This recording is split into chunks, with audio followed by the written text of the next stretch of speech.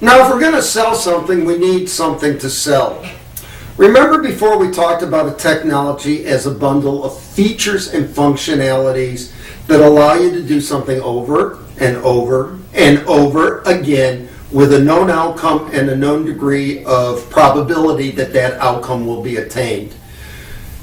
When we talk about technology here, we have to go a little bit beyond that. Because now we're talking about this specific technology. This notebook computer is different than any other notebook computer. It's different from the computer that is my PDA.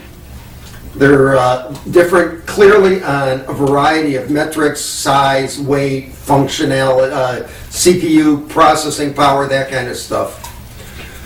But whatever, when we start out, we have to be very, very clear what the technology literally is. It doesn't do us any good to do market research on a vaccine or a computer, because we're not selling a vaccine or a computer. We're selling this specific computer or this specific vaccine.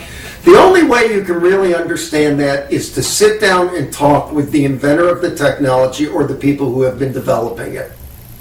If all you have is a disclosure, pick up the phone or walk across campus if you're on a research campus of a corporation or at a university and go talk to the inventor to get clear exactly what they think they have and what they think its secret sauce unique features are, what makes it exciting and different. You can't rely just on the written description, because some people write better or worse than others. For some people, if your disclosure is in English, English is a second language, so you're not going to know what's going on unless you talk to them. Because again, you have to take into account the disclosure may not be fully accurate or may not describe everything that's important to describe. When you do something, when you invent something, sometimes you're so close to it that you get your own blinders and you're sort of like in a position where it's hard to describe it.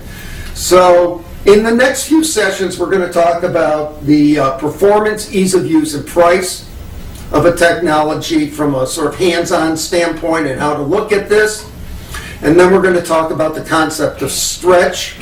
But the important thing for us here is we're talking about the technology as it's coming from the inventor. This is pre-application. In other words, what are we trying to move? Somebody comes to us and says, I have this technology. What do we want to know about this technology? How are we going to understand it so we can even begin to get started?